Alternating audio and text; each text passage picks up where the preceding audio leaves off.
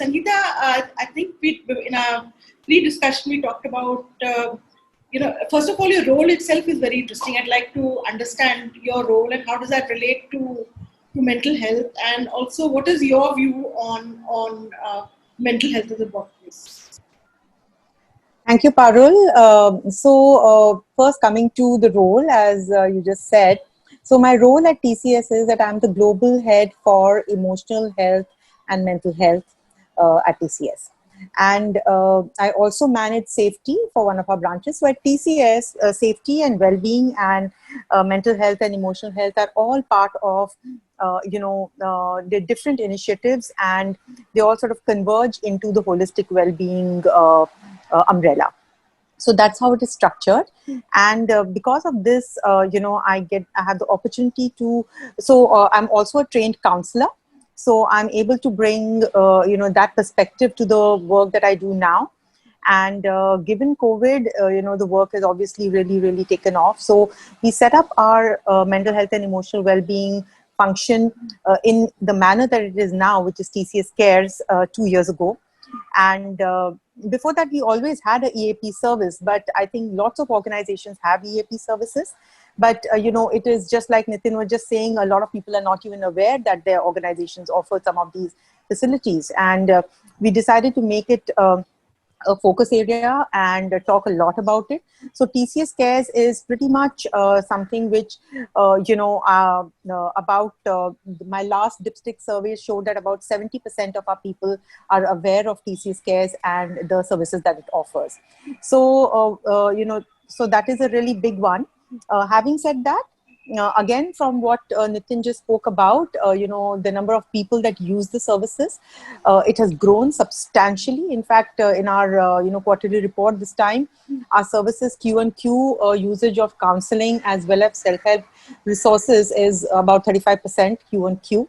So, it grows every day, but I'm sure everybody, and there are many more people who could actually utilize those services. So that is to answer you in short. You are evolving an EQ and something around EQ at the workplace. Could you tell us a bit more about that initiative? Sure. So, we talk about our emotional quotient, and we don't restrict it only to that, because as things change, we constantly look at different parameters which we need to look at.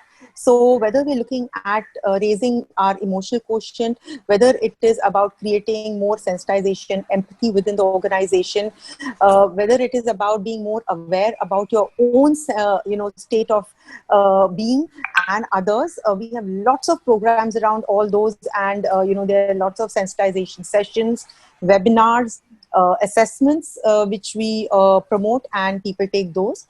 With the COVID pandemic, we've also introduced our RQ or AQ, which is either adversity quotient or resilience quotient, into the mix. And we have a lot of programs which we do around training people to understand that mental health is not a static sort of a situation, so you could be up and down on that scale, pretty much moving from struggling to coping to flourishing. And how do you gauge that for yourself? How do you reach out for help? And after you move past struggling and you move to coping, then how can you also move further to flourishing? So, that is the other thing which we want to make sure that people understand, that when you speak about mental health, it is not, as people say, ye to pagal hai. It is not that at all. And that understanding is certainly growing. But given our demographic, people coming from so many different parts of the country, so many different, states that they are in, how, their families react to things like this. Those are also some of the influencers which have an impact upon people when they decide to use services or don't use services. So that is also there. One final question for you before I move on to Pratishtha and Archana and Neha. What is the one thing that organizations can do, which doesn't sound too overwhelming, to enable mental well-being at the workplace? I think there is not just one thing, there are many things, but I think the biggest thing is to make sure that we create an environment where people know that it is okay not to be okay. So those conversations have to happen. So those conversations could be in the form of mailers, it could be through the leadership messaging, it could be through the blogs and the discussions which happen, it could be through sheer language that is used within the organization to talk about the particular subject, right? So moving from even just saying mental health, earlier we would always talk about it and sort of, give it different sort of, synonyms and pseudonyms, like saying emotional safety. We would never come out and say mental health, and that has changed. Last month in Suicide Prevention Month, we are actually using the word suicide in mailers, and that is a huge step. So it is, and I think given the situation, while things are changing very rapidly, building that culture and sensitivity and making conversations, open and comfortable is one of the biggest things that people can do in the organization. Fascinating. I'll come back to you for more questions. I'd like to bring in Archana now. Archana, you on your own did a mental health discussion last year, and you held a survey entirely on your own. Would you like to share how do you feel about the findings today and what you did, and what prompted you really to take up this survey? Sure, Parul. So I have been in the mental health, I'm a trained counselor by academic qualification, though I went down the PR path and kind of, that became my mainstay career. I have gone back into studying transactional analysis. So, I have a certain level of interest in, just mental health. Also, apart from just an academic interest, I have an interest in understanding people a little better, just because I think today in the workforce, apart from the whole personal thing, in the workforce, we have a situation where, I might have an issue, but when I reach out to you, you don't really know how to react to that issue. As my manager, as my peer, you don't have an understanding of what the framework of my situation is, as a result of which you don't know how to react to me. So what that makes me feel is, quite like what Sangeeta said, I feel like it's not okay to be not okay. She said it's okay to be not okay, but my manager doesn't know it. And the way the person reacts to me makes me feel like, oh no, I should have never brought this up, right? It's going to impact my career. It's going to be a big deal going forward. It'll go into my personnel file. So various aspects like that. I find though that the survey today was, very interesting, especially. So one thing is that the survey size was much larger. I managed on just under 200 responses, again, because I think it was first that it happened. People were still kind of figuring out whether they want to respond to a survey of this nature or not. A lot of people I know did not actually want to respond to a survey of this nature. They felt it intruded on their space, which was on their safe spaces. So, also I would like to say about the survey today that considering that it was done in May, June, where we were still kind of figuring out our lives in terms of COVID, maybe things have changed today. And, this gives us a baseline to say, okay, in July we did this. What's it looking like in October, November? Have things changed? Because the more people that you talk to today, they say, yeah, looks like we're all going to be stuck at home or wherever our locations are for a good long time. And I think the human mind has this adaptability, right? We each adapt in our own manners, but, we figure a way to kind of seek that balance as we go along. But something interesting that I think I've seen in the last few months is that there are two types of people who really want to get back to work. One is, people at the senior levels who are used to being, they are because they're at that level in the organization, right? And therefore, the sense of actual real, who really am I, comes from actually being in the office in that environment. But people are looking up to you literally and figuratively, right? So that's one type of person. The other type of person is actually, typically I would imagine, we typically think that it's a woman, but it's not necessarily a woman. It could be a man as well. Where you're saying, where is the me space? Where is my space to go into the office and be away from all these things that happen in the house? Whether it's the children, whether it's the in-laws, whether it's just, the spouse. I don't want to be stuck with this person day in and day out. So where is that time and when is that time going to come? So there are, those are the kind of people who really want to typically get into the office. As a manager, how am I managing that situation? Am I able to say, here are 2 or 3 things that you could consider doing when, you're feeling this way, or you're feeling trapped, stuck, no out. So those are some of the things that I've been thinking about over the last few months. Just the whole thing about people listening and understanding what you're saying, I think will make a huge difference. So the initiative that TCS is running from that perspective seems like a fabulous initiative, where they're actually saying, we have this for you running on, and come to us, and it's a safe place for you to actually explore what feelings are coming up for you.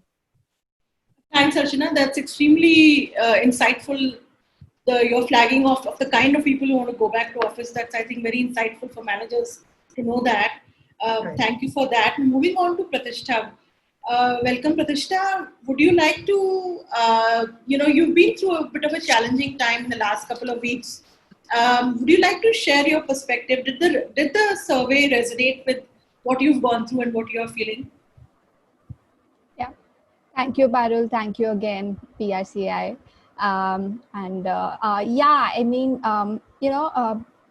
Before I get down to the experience, a month and a half ago, I was tested COVID positive, and two other members of my family were also suffering from the same. So I would say it wasn't very daunting physically, but mentally it did take a toll on me.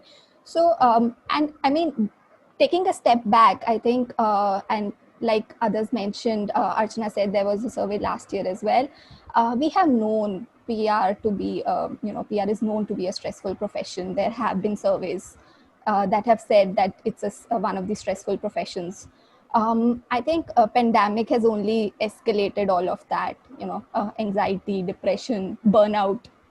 That was one of the findings of the survey as well. I think it's only increased that, that's, I think it's very important that we have such conversations, more mainstream conversations. What I would actually say, the experience that I had during it took me almost a month to recover. Although I was, asymptomatic, but then towards the end of it, my health also kind of, degraded. So it was a bad experience, of course. But I think what's really important is that how do we make sure that, when we are talking to the other person, like as a COVID survivor, there were a lot of people, whenever anybody gets to know, there were lots of concern messages that were coming. There were calls, friends were calling, your close friends, family, relatives. So I think the first thing, I think we are not being sensitive to this fact, but there is a stigma attached to it. The first thing that people used to say, well, you might be stepping out, you would have gone out, tabhi ho gaya hoga. So, the first thing that comes to the mind is the other person is to blame. And I think that's the biggest thing that we should be sensitive of. EQ at work or otherwise in life, and I'm sure Neha can touch upon more because she's an expert. But I think the most important thing is not to blame. You never know what the other person is going through, and what you are saying can have a triggering effect on the other person.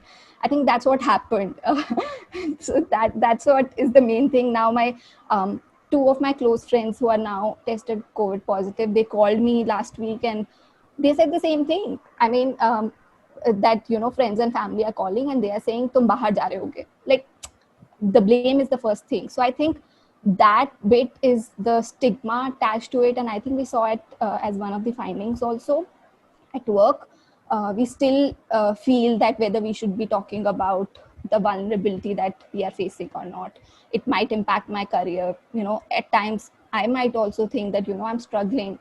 The post-COVID effects also at times are struggling. So I just feel that whether I should be talking, and I'm sure the others are feeling like that as well. Be it COVID or we all are still isolated. It's still unsafe to go out. So I think that's the most important point we should be keeping in mind.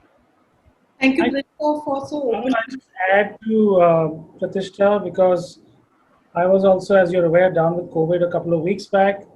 And, a lot of things that Pratishtha said are true. Also when you're isolated in your own home, that whole isolation piece also plays on your mind. And I do recommend to people not to read the papers, because you keep reading the papers and you keep getting alarmed about stuff happening around you. So, but yeah, I think the stigmatization in terms of people saying, "Where did you go? You've been going out, etc." That all those things should be, should go away. Sorry, I just wanted to add that from my perspective as well. Thanks, Babu. That's an extremely important perspective, because earlier we had stigma around diseases like tuberculosis. This is the new stigma now, so it's nice. It's good to address that directly. Thank you, Nitin and Pratishtha, for sharing your experiences so openly. That really helps other people. So thank you for that. With that, over to Neha. Neha, I have two questions to begin with for you. The first question is that why is it important to actually seek help when you have mental health issues? Like we saw in the survey that the majority of people are not keen to really seek help. Secondly, given the highly fast-paced and nature of PR, in which there's a lot of uncertainty about your deliverables, what advice will you give to PR professionals for managing their emotions at work? So good afternoon to everyone. I think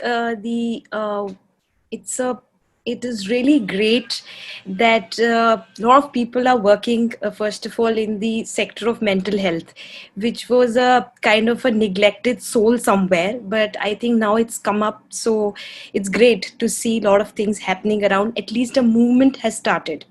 Now, when I say that stigmatization, it's not that stigmatization doesn't exist now. Even now, also stigmatization is present.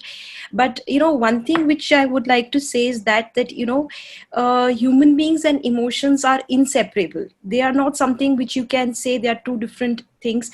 They are inseparable from each other.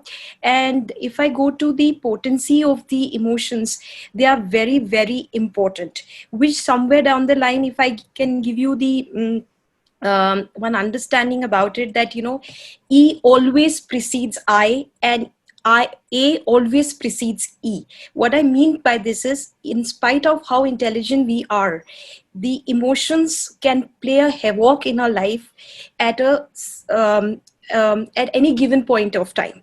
During even childhood, we are not taught about any emotions, even acknowledgement. See, management is a far-fetched thing.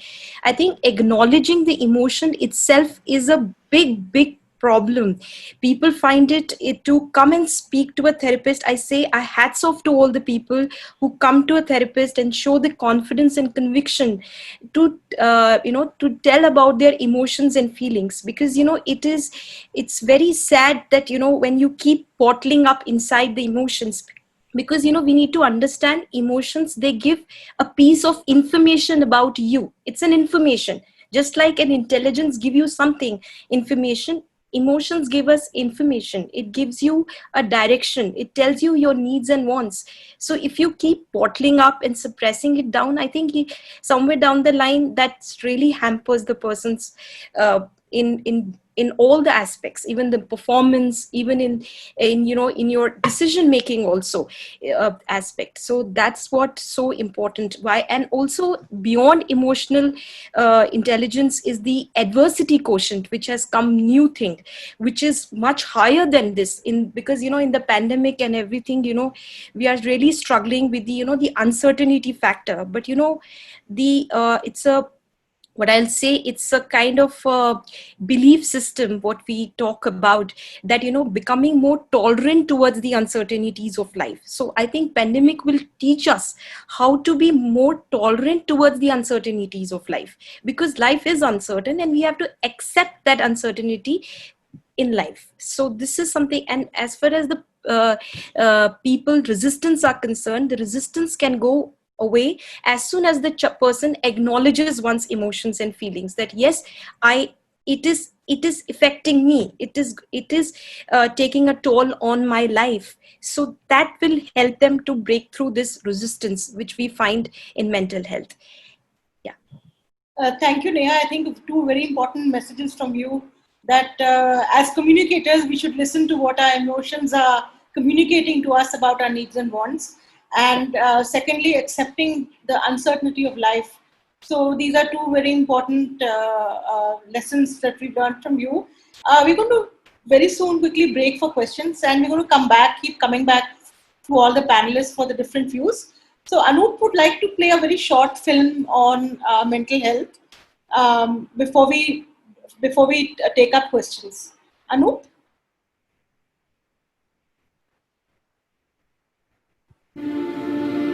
न खाल पर खरोच है, न बदन पर कहीं नील,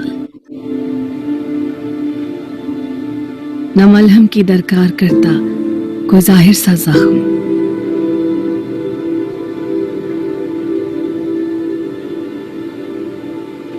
लड़खड़ा के गिरता भी नहीं कि कोई हाथ बढ़ा के थाम ले, बिलबिला के रोता भी नहीं, न चीखता न चिल्लाता है,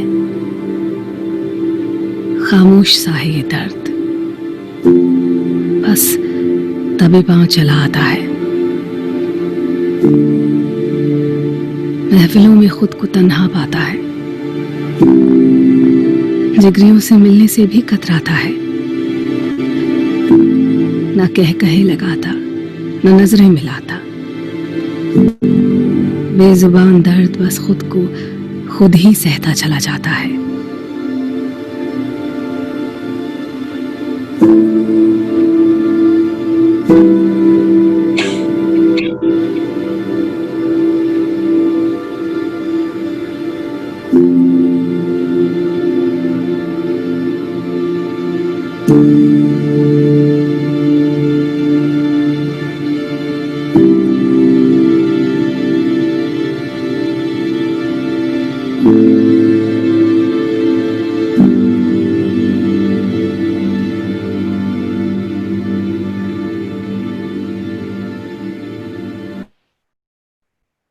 Thank you for sharing that, Anup. So the message is clear. It's hard to seek help, but we should try and speak it. So the questions are coming in now. So the first question is from Anjita. Anjita, would you like to ask it yourself? Anup, do we have that option, or should I just read out the question? I can. I'll just check with her if she wants. You just have to.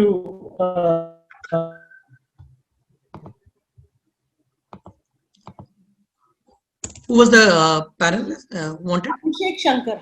Abhishek. Okay. That's actually Anjita. Yeah. Okay.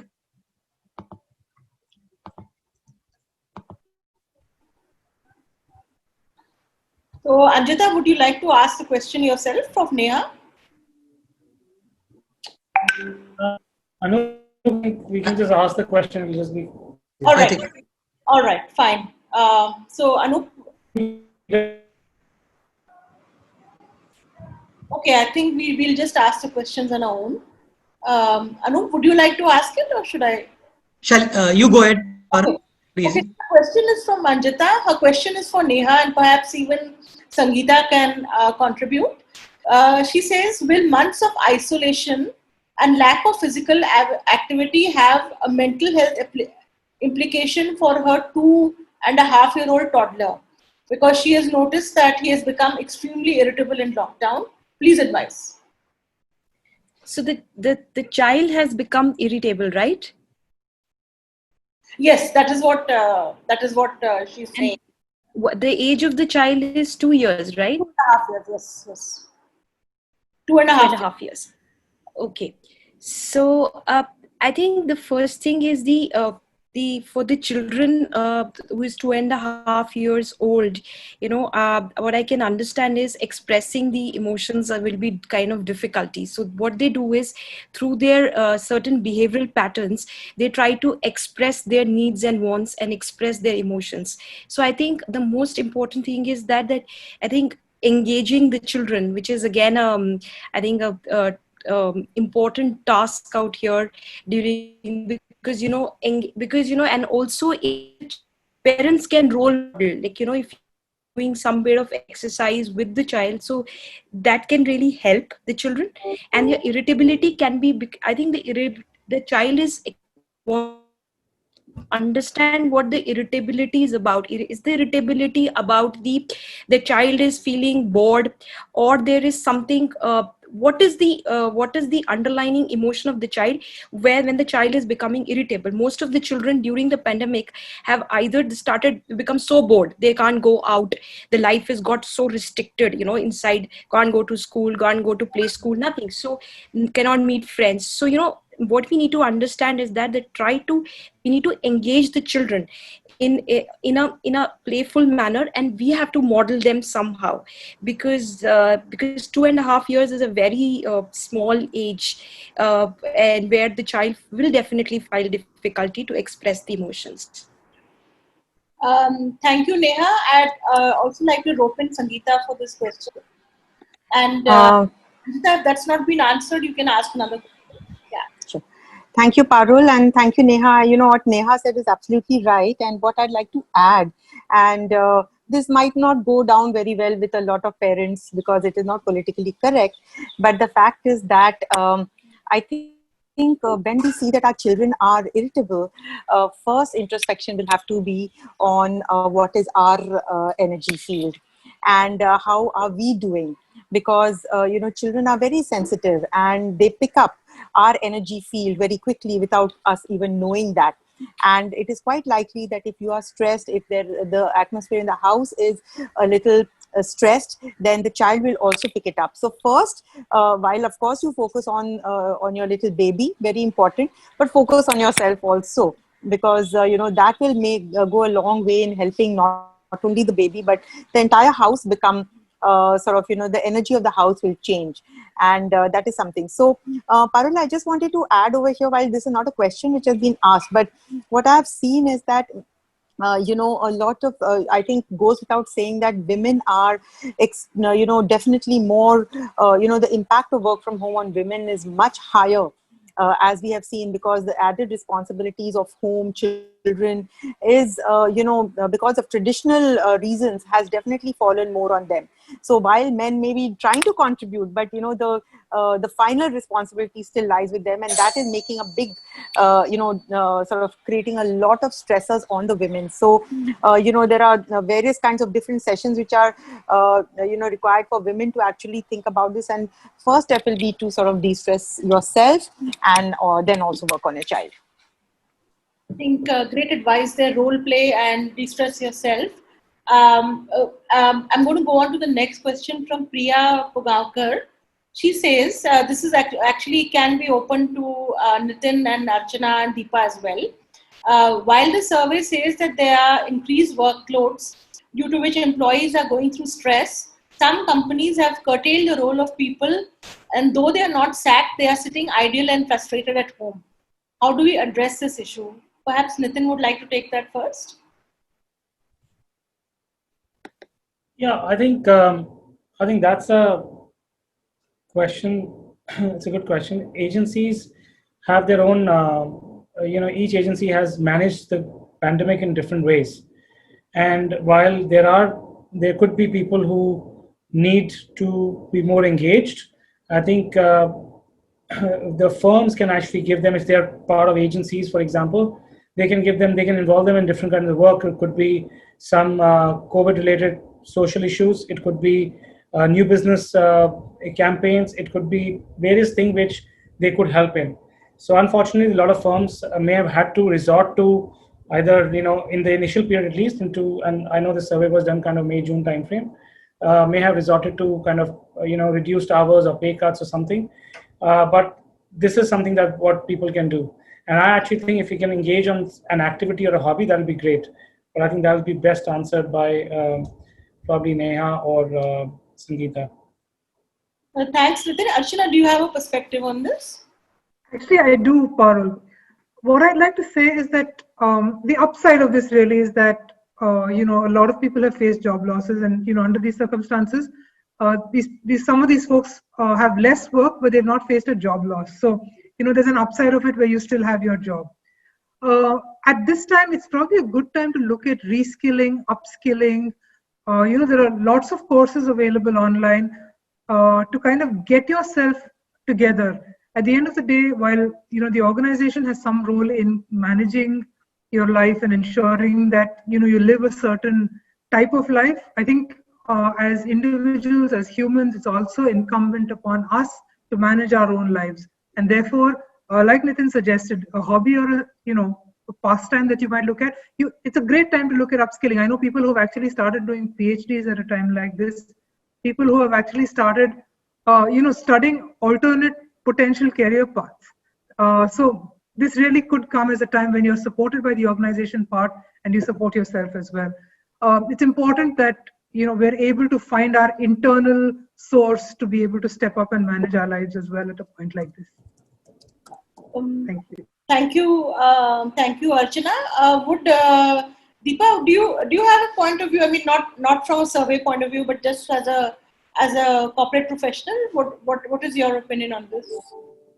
So I think all companies are trying their level best, I would say. I mean, it is at the end of the day a business, and some of them do have to figure out how to keep it running while keeping, unfortunately, also having some people on furlough or some people even, facing job losses. And I'm hoping that most companies are trying to give as much support as possible.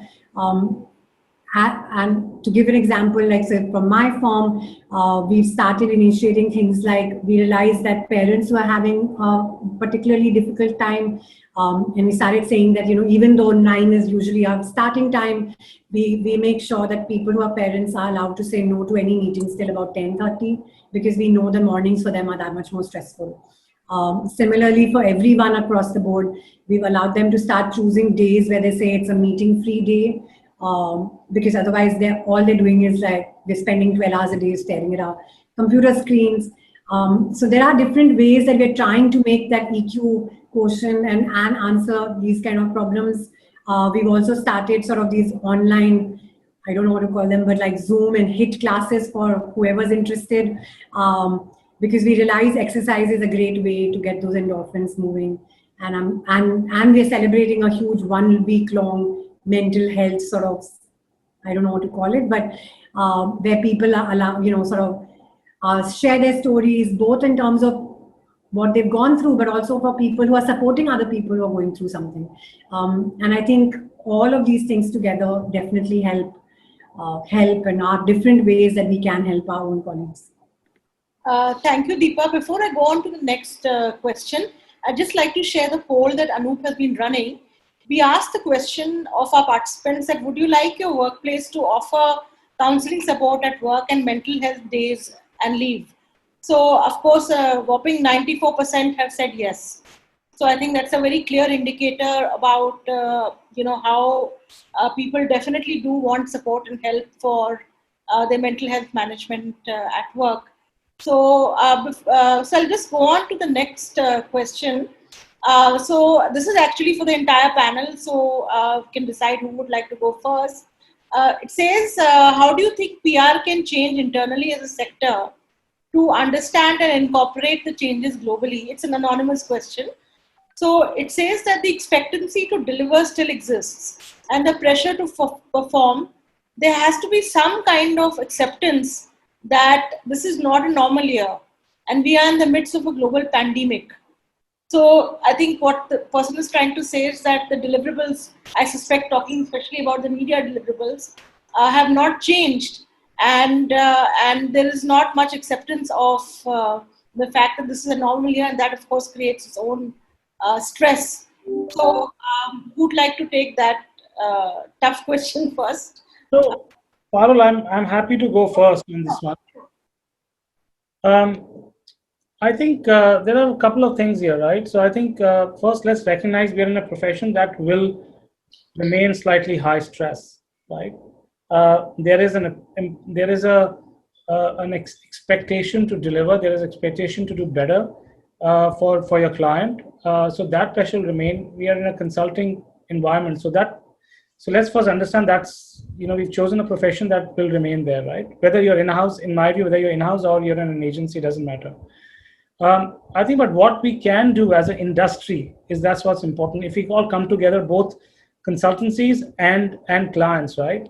So I think from an internal perspective, from a client's perspective, agency perspective, can we introduce more effective workload management techniques, right?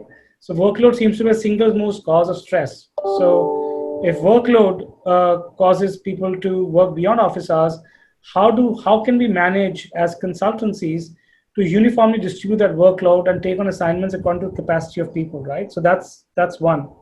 Secondly, how can we create a more open and non-judgmental culture where people can be honest about their mental health problems, right, without fear of consequences? So, like somebody said earlier, it's okay to be not okay, right? And I think senior management has a very important role to play here, to start talking about this openly. Thirdly, EQ. I think sensitization has been very important, not because everyone had the emotional quotient to understand the importance of well-being.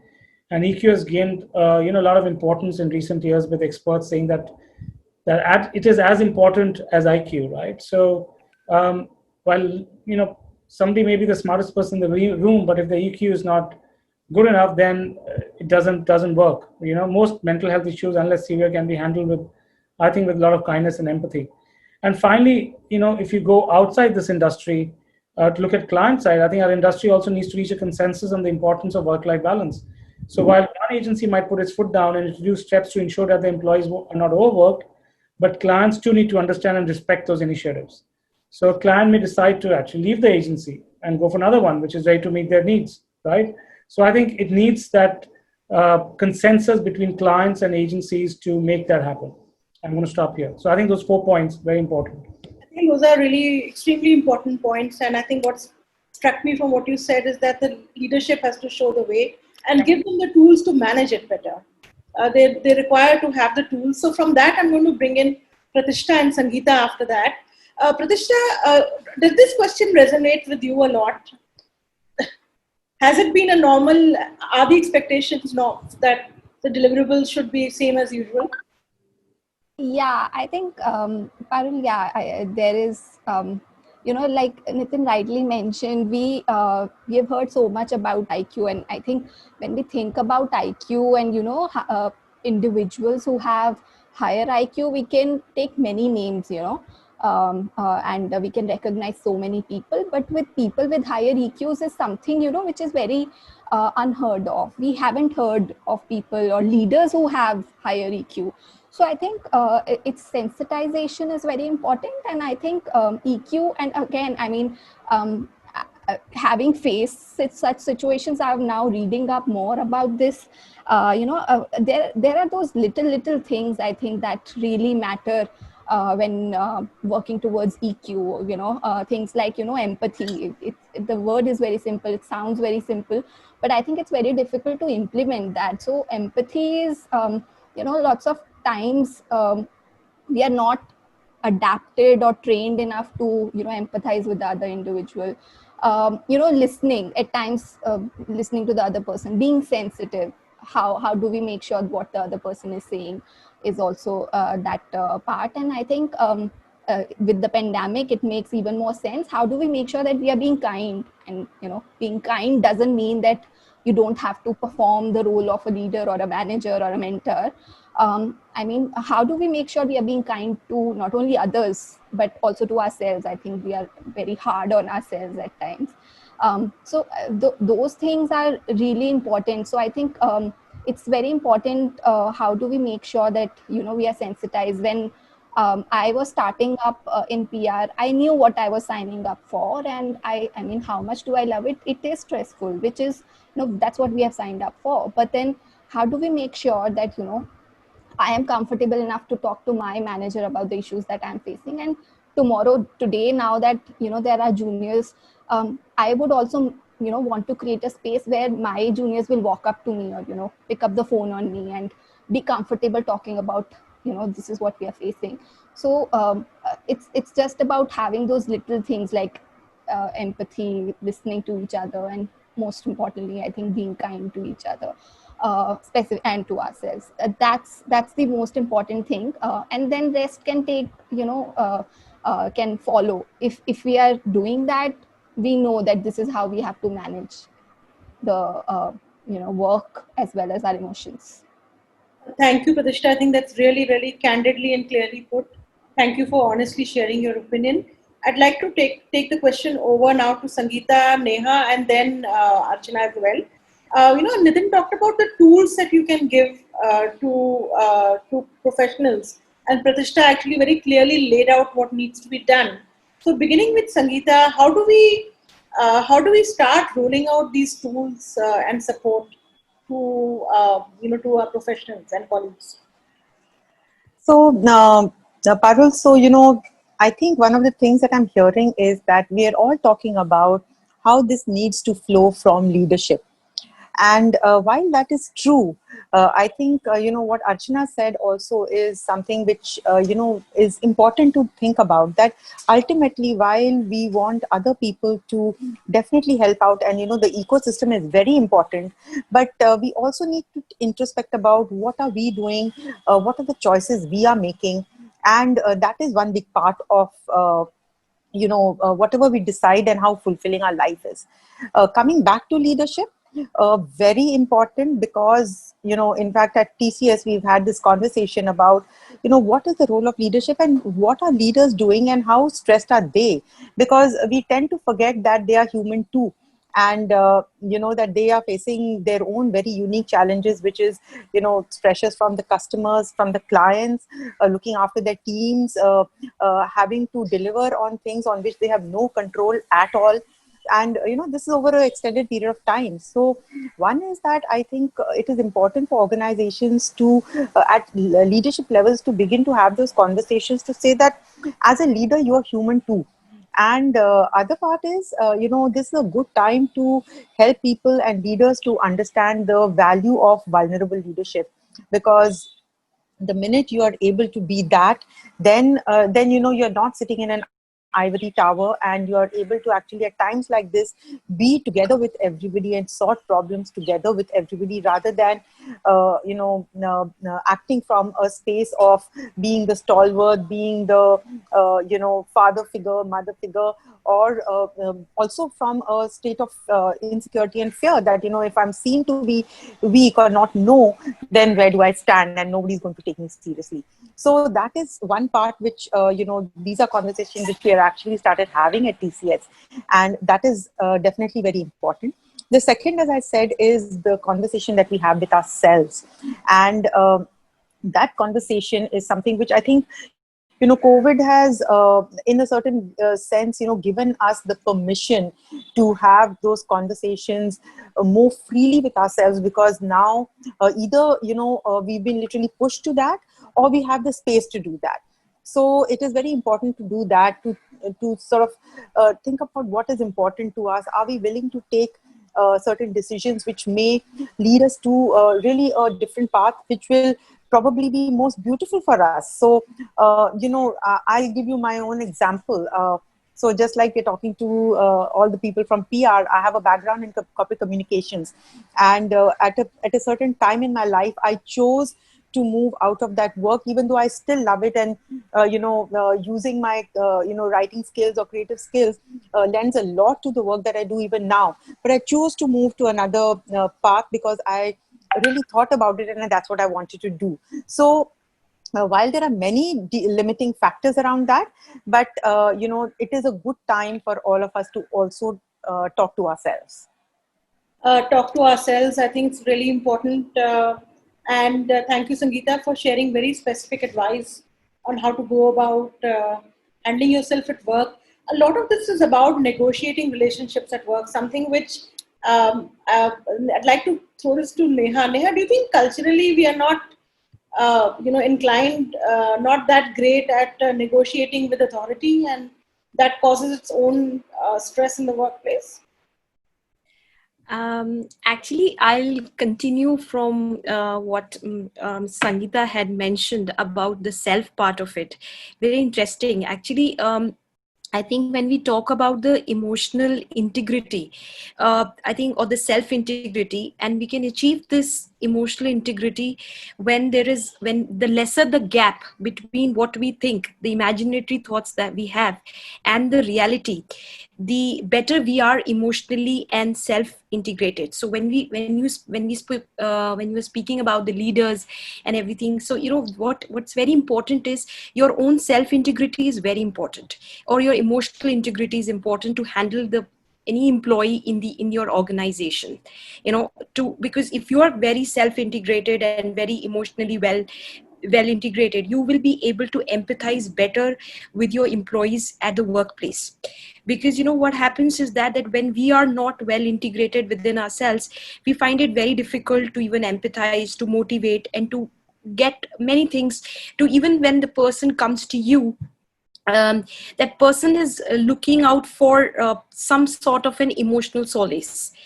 That is with, if you yourself is like kind of disintegrated in your emotions, it's very difficult to handle the people who is coming with from that perspective. So this is something which I would like to add on from that point of view. And also as you mentioned that as I've already mentioned in this, that emotions, no matter what, it plays a very, see, when I say that your when a person feels low or the sad, your cognitive functions are affected. Your decision making power goes away when you are when your person feels low, depressed. So it's very important to recognize it. Obviously, how you will perform well if when a person is feeling low or sad. So it's very important to recognize that aspect, that yes, I'm feeling this and I have to do something about it to come out of it. Thank you, Neha. I'd like to take the same question over to Archana now. Before we start taking closing comments, Archana, I always felt that culturally we are not great at negotiating with authority and pushing for what we require at the workplace. If this is not a normal year, how do we push for deliverables which are acceptable? What is your perspective on that? Aurel, you're probably right about that. In terms of negotiating, especially the kind of business that we're in, most of us are not very good at it. As PR professionals, we rarely have the wherewithal. While you might potentially be able to sell a story to the media, the minute it gets into a discussion or a very detailed push and pull, then most of us kind of pull back. One is, of course, a lot of us culturally are geared up like that. You're taught to step back when somebody pushes too hard, or we're not really equipped with the 360 view of how to negotiate certain aspects, more so with authority. I have a take on the whole discussion about how the leaders in organizations must, be the ones that, are the kind of manage this whole thing. I have a slightly different view. And so while it's important that the leaders set the pace and, they create it as a mandate across the organization, I think at every level of the organization, we should be able to say, help me. We should be able to use those words and say, I need help, not just business decisions, also, decisions that are burdening you emotionally.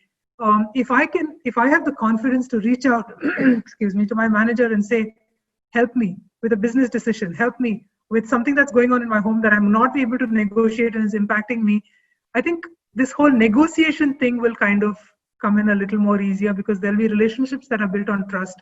There'll be relationships that are built on, if I take a problem to this person will hear me out at the very least. He or she's not going to push me away and say, what, that's really your problem, manage it, right? So as a result of which, I think a little more of this whole, at the end of the day, we're all human. We must be able to kind of say, help me, reach out, here's my helping hand, take it, those kind of things. I think those would be more and more important as we go along, especially because in today's day and age, we can't feed off the physical energy of each other. The minute you're in a physical face-to-face space, it's probably a little easier, but we will have to start managing the screen as our intermediary to kind of manage these relationships. Thank you, Archana. That's extremely insightful. Last set of 2 questions before we take closing comments from everybody. There's another anonymous question. I don't know who to direct this at, but I'm going to read it out. It says that if my supervisor states that my work is mechanical, how do we address that? What does this criticism mean? So, who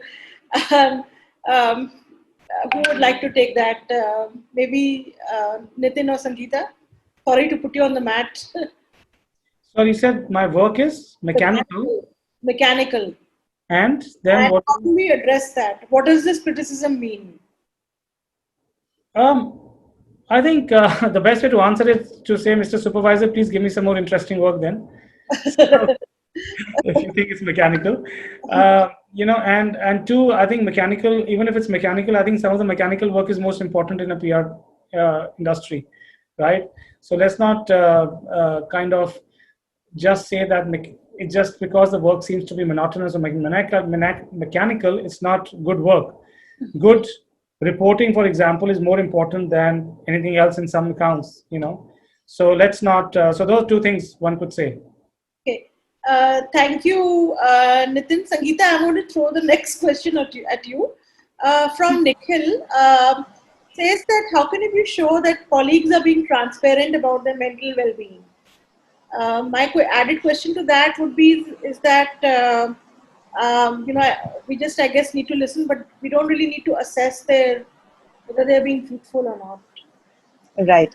So I'm guessing this is, I'm not sure where this is coming from, what you're thinking about, Nikhil, but let me address it in a couple of ways. One is that how can we be sure? We cannot be sure.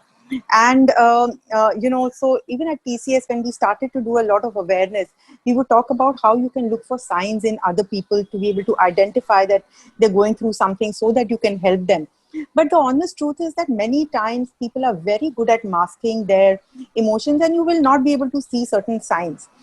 There could be few things like if you're really close to the person and like, for example, on social media, they've said something which could give you an indication, which by the way, today is becoming a huge source of getting to know what is happening with people. It could be their DP, it could be a comment that they've made, it could be things that they have shared, it could be any of that. So that is becoming a good indicator. But otherwise, there is an interesting study which actually showed, various people, including various celebrities like Robin Williams and others, where they were smiling till the last moment and you did not know what they are actually going through. So that is the truth. And having said that, if you are very close to a person, the likelihood is that you will be able to identify that something is going on. You might not be able to say exactly what, but something. And if you are able to have empathetic, very gentle conversations with that person, and if at a moment they are vulnerable enough to share, you will be able to find out what is going on. So one of the things that you can do is to, look out for that, especially these days where we are not even, as Archana was saying, face to face, physically, but even on our phones, on our video calls, through the tone of voice, there are things that you can sort of palpate and get to know. The other thing is that while we think about other people, also focus a lot on yourself to see where am I. To gauge what is your own state of mind, how are you doing? Are you sleeping well? Are you, have you been disturbed for more than a week or 10 days? Because those are signs that you definitely are not doing quite all right. And you need to do something. You need to talk to somebody, whether it is a friend, somebody from family, whether it's a counselor. Those are things which are very, very important. So I don't know if I have been able to answer your question, but let me know if I have, and if you want me to say anything else, if there's another context to it. Thank you. I think that was very clearly put. Before we take closing comments, I'd like to share the poll that we were running. What kind of EQ training would you like at work? So the maximum 75, almost 74% have said stress management is the biggest training they would like. And 48% have said negotiating relationships. Another 42% have said client and leadership management, how to manage your client or leadership. So I think that's pretty clear about, managing their emotions and negotiating relationships is something which at the workplace, which our attendees have said really is something they would like to be trained in properly. So that's a very good insight. So I'd just like to take closing comments. If somebody still has questions, they can continue to message us. I'd like to first go to Deepa. Deepa, thank you for supporting this survey, and I'd just like to take closing comments from you. Did anything surprise you about conducting the survey and doing the survey? The results, anything, the process, did anything surprise you? Any insight you'd like to share about the process? So, I mean, firstly, I'm very glad for this partnership with PRCAI, and I'm hoping it really deepens, like we said, like this is a benchmark and we hope we see it annually and see how it develops. In terms of anything that surprised me, to be very honest, that worried me slightly, although it was very honest and candid, was the fact that a big majority was still not looking to seek any help, which I know that we all, I think it's also a cultural issue because we are all based in India where we don't necessarily speak about it a lot or seeking help.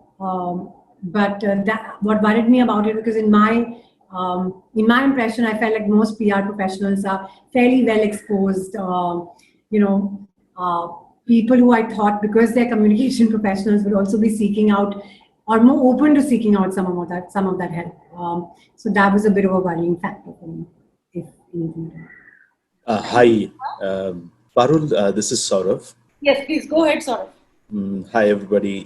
First of all, thank you. This was really very in-depth.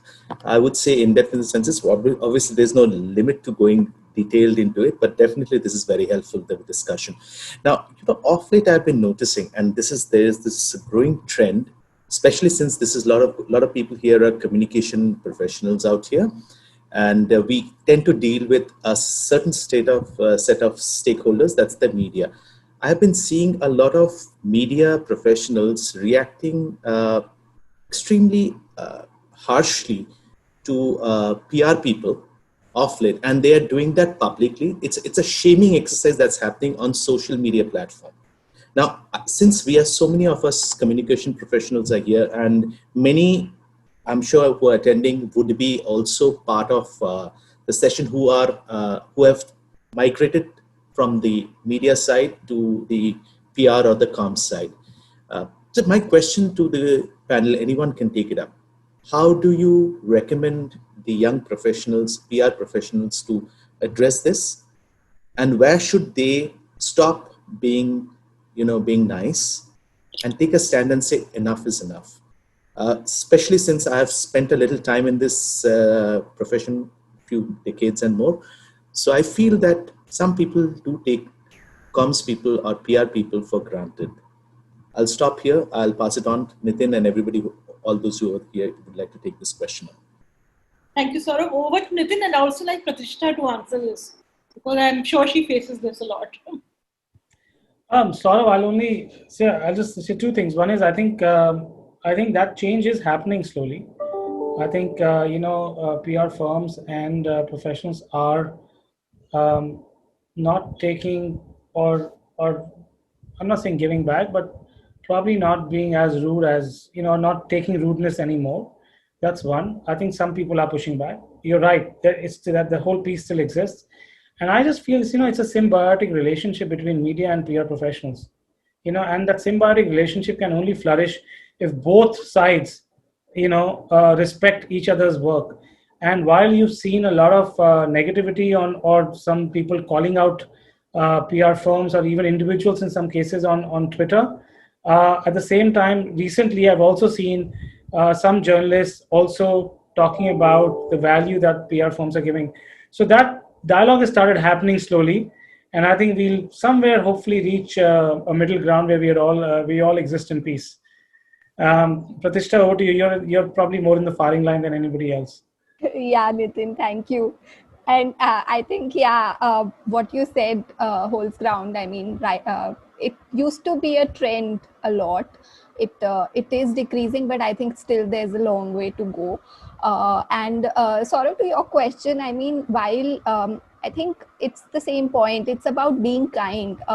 At the end of the day, I have had those instances when I was young and, I was making those calls, and I've had those nasty calls with the journalists where they are kind of scolding me, I would say that. But I think it also goes, it's a two-way street. So it's also very important for us as individuals. So that's what I tell my teams now when we start working, or, we have juniors joining in, freshers every year. So that's what I tell everybody. It takes maximum 5 minutes to do some bit of research about the journalist. So the angst somewhere of the journalist is right, but then I don't think there's any sense of naming and shaming anybody on Twitter or on any public domain.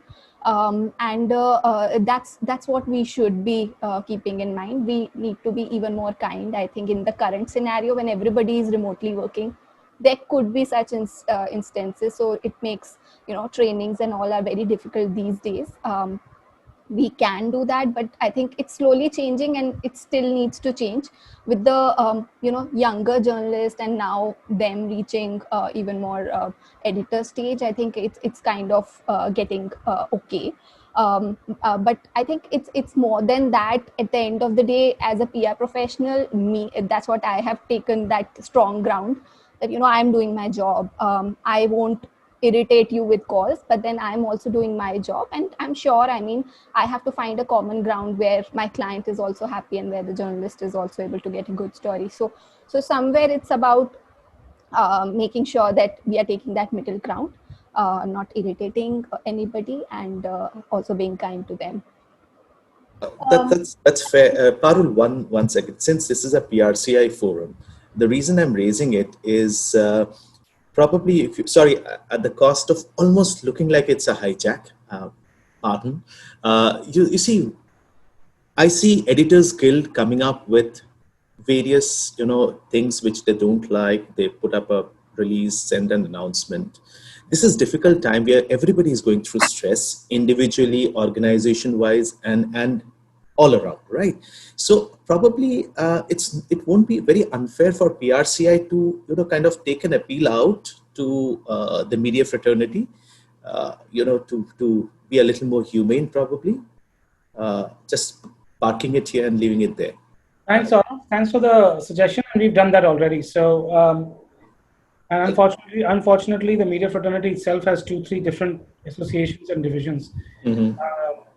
But let's park it for now. Let's take this conversation offline. But thank you for the suggestion. Welcome, and it's a great show. Thanks. Okay, thanks, Saurabh, for sharing your views.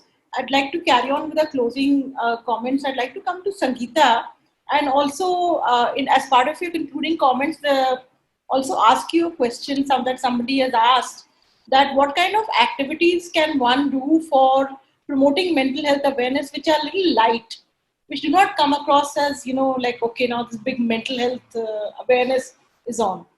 Well, thank you so much for asking that question, because we're doing something about that just right now, and it's really exciting and interesting. So, as you said, mental health, sometimes we tend to think about mental health only when somebody's, really, really depressed or is suicidal or something. And that's not necessarily so. And we could be thinking about resilience, we could be thinking about flourishing, we could be thinking about so many different activities. So this month, for mental health awareness, we are focusing on recreational therapy, because we want our people to know that there's so many different ways in which you can take care of your mental health.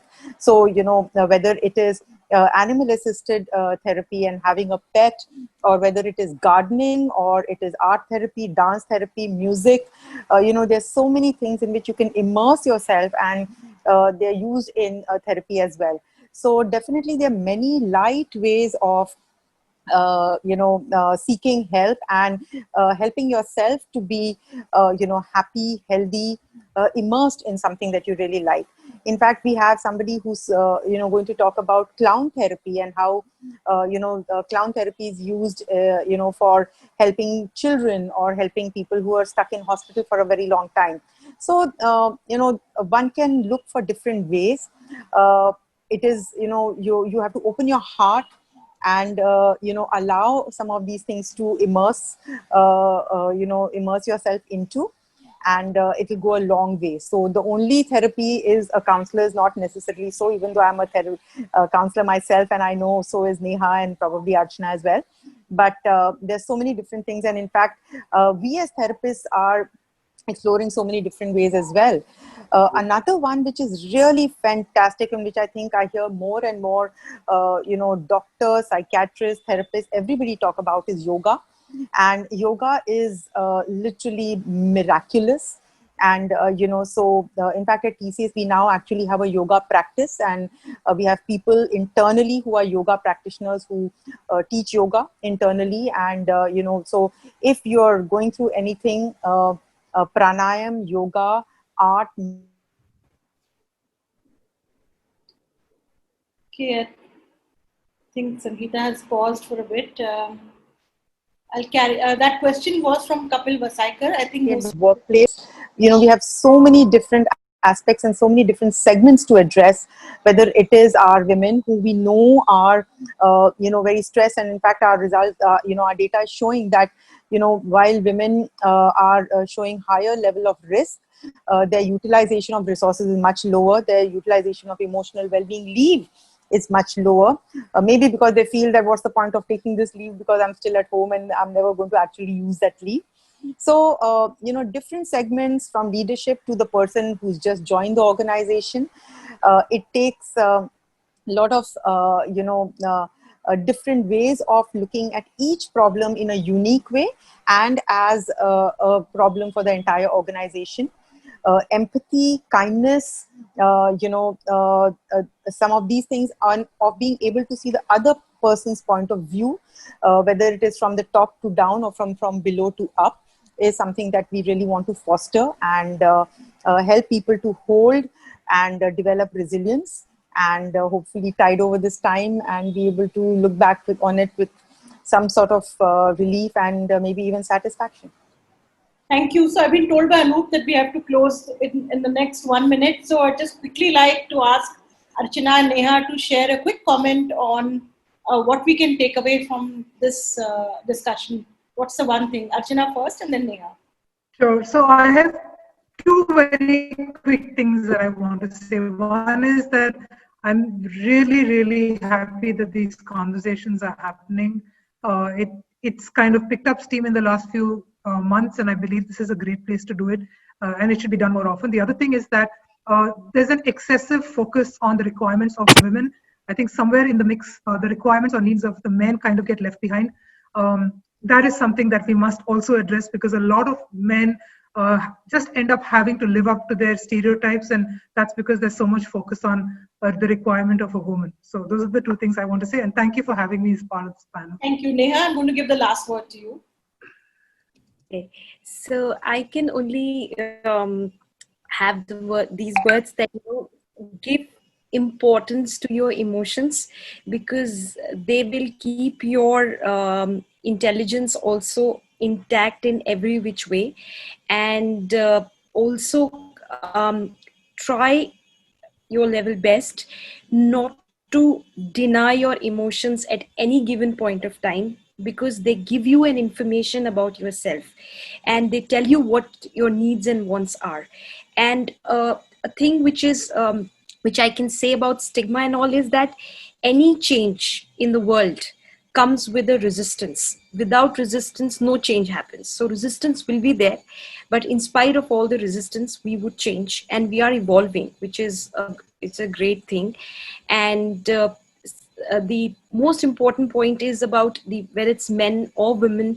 I think the factor which the most pressing factor, which I think somewhere down the line got a little suppressed, was the guilt factor. I think we do not, mostly women, the finding that guilt around that, we are working, we have home to manage. I think it's very important to understand that, that guilt is that it's nothing is perfect in this world. Nothing is perfect. And the people who try to go for this perfectionism, I really wonder why perfectionism even exists in dictionary, because nothing is perfect. We are all evolving human beings. So it's very, very important to see that we have to work in this imperfect world, and also take care of our emotions. That's and I'm very happy. Thank you all of you for sharing your views so candidly and generously. I'd especially like to thank Nitin and Deepa for facilitating this conversation, and Anoop, who's been a pillar of strength throughout this whole webinar and is actually the person who's really helped to put it all together. And a very special thank you to Com Weiser and Aman Abbas, who has hosted the webinar and helped us out so much with the Zoom facility and lent us the Zoom facility to make sure that this conversation happens. Finally, a huge thank you to all the participants who took time out on this slightly cool, chilling, the weather's becoming slightly better, so slightly cooler Wednesday afternoon couldn't have been easy given our work schedules. So thank you all. Hope to keep the conversation going. Thank Goodbye. you. Thanks, Thank you Parul. very much. Great session. Thank you. Bye, guys. Thank you. Thank you, Parul. Thank you. Bye-bye.